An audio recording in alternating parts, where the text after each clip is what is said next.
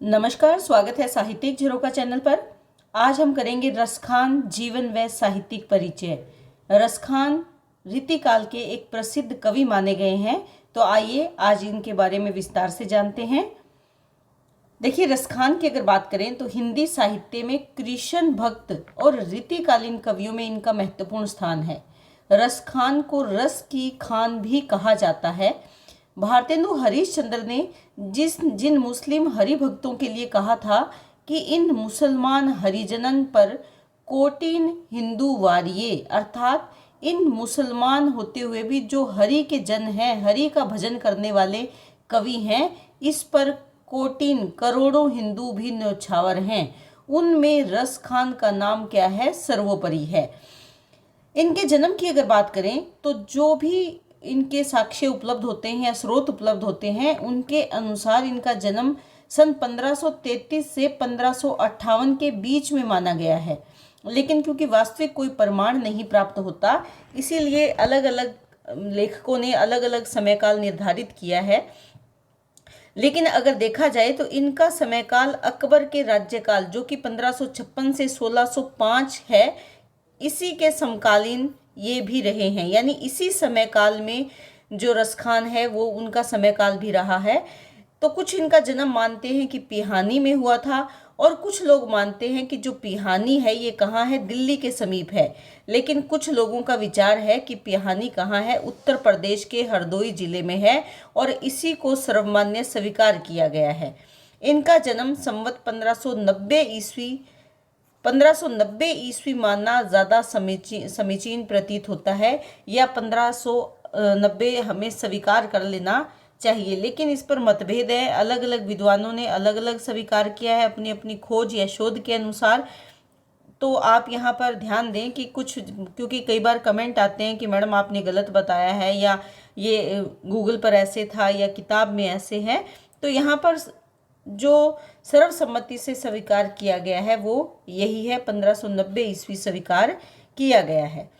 मृत्यु के भी कोई निश्चित प्रमाण नहीं है। कुछ एक विद्वान इनके मृत्यु के बारे में बताते भी हैं, लेकिन अगर विस्तृत रूप से देखा जाए तो कोई प्रमाणिक तिथि यहाँ पर प्राप्त नहीं होती।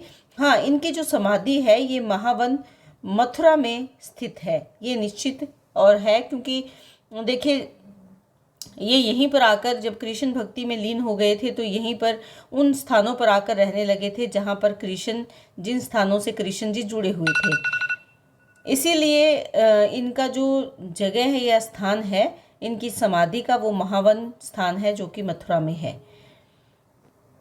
इनके नाम और उपनाम की अगर बात करें तो हजारी प्रसाद द्विवेदी जी ने अपनी पुस्तक में रसखान के 2 नाम लिखे हैं, सैयद इब्राहिम जो कि इनका मूल नाम है, और सुजान रसखान। इन 2 नामों का वर्णन हजारी प्रसाद द्विवेदी ने अपनी पुस्तक में किया है। नवलगढ़ के राजकुमार संग्राम सिंह द्वारा फारसी लिपि में भी एक स्थान पर इनका नाम रसखान और दूसरे स्थान पर रसखां लिया गया है। इनका मूल नाम सैयद इब्राहिम ही था तथा इनका उपनाम रसखान था, जिसको ये लेखन के लिए प्रयोग में लाते थे। इसके बाद अगर बात करें इनके बाल्यकाल और शिक्षा की, तो इनके पिता जागीरदार थे, यानी अच्छे परिवार से थे ये। इनका लालन पालन भी बड़े लाड़ प्यार से माना जाता है। ऐसा इसलिए कहा जा सकता है क्योंकि उनके काव्य में अपने जीवन के किसी भी प्रकार के अभाव, कटुता या सरासर अभाव का कहीं पर भी इन्होंने चित्रण नहीं किया। तो इस बात से पता चलता है कि ये एक संपन्न परिवार में पैदा हुए थे और उनकी शिक्षा भी अच्छी और उच्च कोटि की गई थी। इनको फारसी भाषा, हिंदी और संस्कृत का अच्छा ज्ञान था। इन्होंने फारसी में श्रीमद् भागवत का अनुवाद भी किया है। इससे हमें पता चलता है कि जो श्रीमद् भागवत संस्कृत में है उसका फारसी में इन्होंने अनुवाद किया, तो दोनों ही भाषाओं का इनको काफ़ी अच्छा ज्ञान रहा होगा। तो ये आप यहाँ पर याद कर सकते हैं कि श्रीमद् भागवत का अनुवाद इन्होंने किस भाषा में किया है, फारसी भाषा में किया है। इनके काव्य की अगर बात करें तो रसखान की कविताओं के 2 संग्रह प्रकाशित हुए हैं, सुजान रसखान और प्रेम वाटिका। इसमें जो सुजान रसखान है इसमें 139 सवैये और कविता हैं। प्रेम वाटिका में 52 दोहे हैं, जिसमें प्रेम का बड़ा ही अनूठा निरूपण या चित्रण किया गया है। अब बात करते हैं इनके साहित्य की जो मुख्य विशेषताएं हैं। देखिए, इन्होंने एक तो अपने काव्य में होली का वर्णन बहुत सुंदर तरीके से किया है, क्योंकि होली का त्योहार कृष्ण जी से विशेष रूप से जुड़ा हुआ है। तो होली के त्योहार पर कृष्ण जी की उल्लासमयी लीलाओं का विस्तार पूर्वक वर्णन इन्होंने अपने काव्य में किया है। कृष्ण का गोपियों के साथ होली खेलना, ये बहुत ही सुंदर तरीके से चित्रित करने का प्रयास इन्होंने अपने काव्य में किया है। उसके साथ साथ अगर इनके काव्य में रस संयोजन की बात करें तो देखिए, वैसे अगर देखा जाए तो श्रृंगार रस है इनके काव्य में, लेकिन इसके साथ साथ भक्ति रस का भाव भी हम देख सकते हैं। यानी यहाँ पर केवल श्रृंगार की ही बात नहीं की गई है। तो यहाँ पर दो मुख्य रस हैं, पहला क्या है श्रृंगार और दूसरा क्या है भक्ति। ये आप ध्यान में रखें कि दोनों ही रस पूर्ण रूप से इन्होंने यहाँ पर प्रयोग किए हैं। उसके बाद बात अगर करें कि प्रकृति चित्रण की, देखिए रसखान प्रकृति से जुड़े हुए हैं, प्रकृति से जुड़े हुए जो कृष्ण से जुड़े हैं वो प्रकृति से जुड़े हुए हैं। तो यहाँ पर उन्होंने प्रकृति को अगर देखें तो ये मानते हैं कि चेतन और अचेतन सभी में सृष्टि का प्रसार हुआ है। व्यावहारिक रूप से हम देखें तो जितने भी इन्होंने मानवेतर सृष्टि है उसको इन्होंने प्रकृति के रूप में चित्रित किया है। दार्शनिक दृष्टि से अगर बात करें तो जैसे हमारा शरीर और मन, हम उसकी ज्ञानेंद्रियां, उसकी बुद्धि, उसका चित्त, उसका अहंकार, ये सब क्या है सूक्ष्म तत्व है जो कि प्रकृति है। इन्होंने काव्य की दृष्टि से अगर प्रकृति की बात हम करें तो प्रकृति को कहीं पर ये साहचर्य के रूप में देखते हैं, कहीं पर यमुना तट है, वंशीवट है, कदम के वृक्ष का वर्णन है, ब्रज के बाग बगीचों का वर्णन है, परंतु उसमें बहुत ज़्यादा सरसता नहीं आई है। हम कह सकते हैं कि सुंदर प्रकृति का चित्रण किया है, लेकिन बहुत ज़्यादा रस से परिपूर्ण नहीं है। मूल रूप से अगर हम देखें तो इन्होंने प्रकृति का तीन तरह से वर्णन किया है। एक तो सहचरी के रूप में, प्रकृति क्या है, सहचरी है, साथी है। दूसरा हम यहाँ पर देखें तो मानवीय भावनाओं की पोषिका रही है, तो प्रकृति का उद्दीपन रूप में, यानी मानवीय भावों को उद्दीप्त करने वाली कौन है, प्रकृति है। इसके साथ साथ अगर देखें अपने आराध्य के सौंदर्य पक्ष के निरूपण के लिए इन्होंने अलंकार रूप में प्रकृति का प्रयोग किया है, यानी आभूषण के रूप में, अलंकार के रूप में। किसके लिए, अपने आराध्य को अगर कहें कि अपने आराध्य को सुंदर दिखाने के लिए या उनके सौंदर्य का वर्णन करने के लिए प्रकृति को अलंकार रूप में चित्रित किया है। तो प्रकृति को मूल रूप से इन्होंने तीन तरह से प्रकृति का सहारा अपने काव्य में लिया है, सहचरी के रूप में भावों को उद्दीपित करने के लिए, और अलंकारित करने के लिए किसको, अपने आराध्य के सौंदर्य को। आराध्य कौन है, कृष्ण है, तो कृष्ण के सौंदर्य को अभिव्यक्त करने के लिए। अब यहाँ पर बात अगर हम करें कि रसखान की भक्ति भावना कैसी है, देखिए रसखान भक्ति के क्षेत्र में अगर देखें तो रसखान एक ऐसे कवि के रूप में जाने जाते हैं जो मुस्लिम होते हुए भी कृष्ण पर न्योछावर हैं, जो मुस्लिम होते हुए भी हिंदू धर्म में अपना विशेष स्थान रखते हैं। किसके कारण, अपनी भक्ति के कारण। देखिए इनकी जो भक्ति है वो किसी संप्रदाय या किसी अन्य मंदिर, मस्जिद, तीर्थ स्थान आदि से जुड़ी हुई नहीं है, बल्कि ये तो अपने अपने आराध्य से, अपने मन से जुड़े हुए हैं। तो यहाँ पर अगर भक्ति की दृष्टि से इनको देखें तो ये प्रत्येक प्रकार की सांप्रदायिक हलचल से दूर है, किसी संप्रदाय विशेष से जुड़े हुए नहीं है।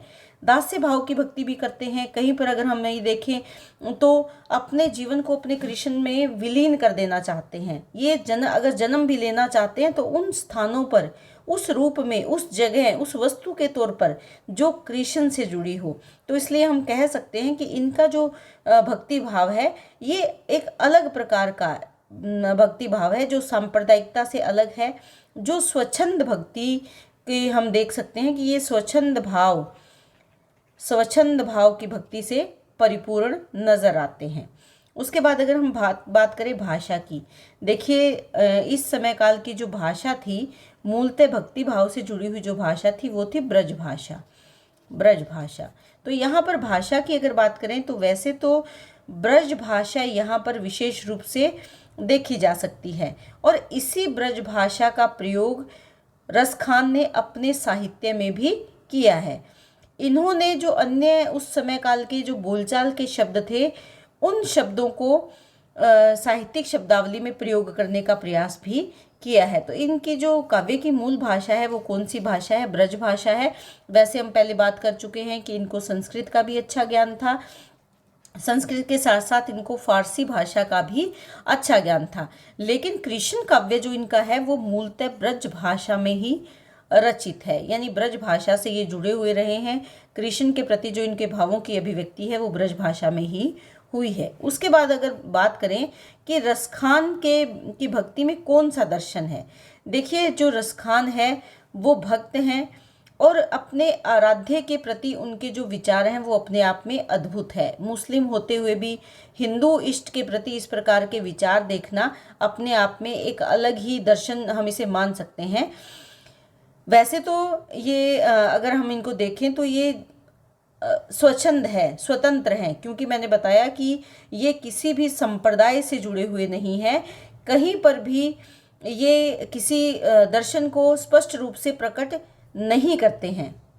ये दो बातों से बहुत प्रभावित हैं। अगर हम इनके लौकिक पक्ष की बात करें कि लौकिक रूप में, लौकिक पक्ष में या लौकिक रूप में ये किससे प्रभावित हैं, तो ये प्रेम मार्गी कवियों से प्रभावित है। जो प्रेम मार्ग पर चलने वाले प्रेम मार्गी कवि उस समय के थे या प्रेम मार्गी जो भक्त थे उनसे प्रभावित हैं। और अगर अलौकिक पक्ष की अगर हम बात करें, अलौकिक पक्ष की अगर इनकी दर्शन की बात करें तो वो कौन सा पक्ष है, वो जो सूफी कवियों का है, जो सूफियों के विचार हैं उनसे ये प्रभावित है। सूफियों के प्रेम की जो पीर है वो इनको प्रभावित करती है और इनके काव्य में इनके ये विचार देखे जा सकते हैं। यानी एक तो प्रेम मार्गी कवि और दूसरा क्या है, जो सूफी काव्य धारा के विचार हैं उनसे ये प्रभावित नजर आते हैं। तो उम्मीद करती हूँ कि जो इनकी साहित्य की विशेषताएं हैं, इनका जो कृष्ण भक्ति का साहित्य है उसमें जो हमने इनकी जो दो रचनाएं देखी हैं, रचनाएं कौन कौन सी थी यहाँ पर देखिए, सुजान रसखान है और कौन सी है, प्रेम वाटिका है। इन दोनों रचनाओं को अगर हम आधार बनाएं, क्योंकि ये काव्य रचनाएं हैं, कृष्ण भक्ति से जुड़ी हुई रचनाएं हैं, प्रेम भाव की अभिव्यक्ति इनमें की गई है, तो यहाँ पर होली वर्णन पॉइंट बना सकते हैं। दूसरा पॉइंट बना सकते हैं रस योजना, इसमें संयोजन कैसा है। तीसरा पॉइंट बना सकते हैं रसखान के काव्य में प्रकृति वर्णन। चौथा बना सकते हैं रसखान के काव्य में भक्ति भावना या रसखान के साहित्य में भाषा कौन सी है और रसखान का जो साहित्य है वो किस दर्शन पर आधारित है। अंत में निष्कर्ष जरूर लिखें, क्योंकि निष्कर्ष किसी भी प्रश्न को पूर्णता प्रदान करता है। निष्कर्ष पूरे प्रश्न का एक निचोड़ होता है जो 5 से 6 पंक्तियों में आप लिख सकते हैं। तो उम्मीद करती हूँ कि प्रश्न आपको बहुत अच्छे से समझ में आया होगा।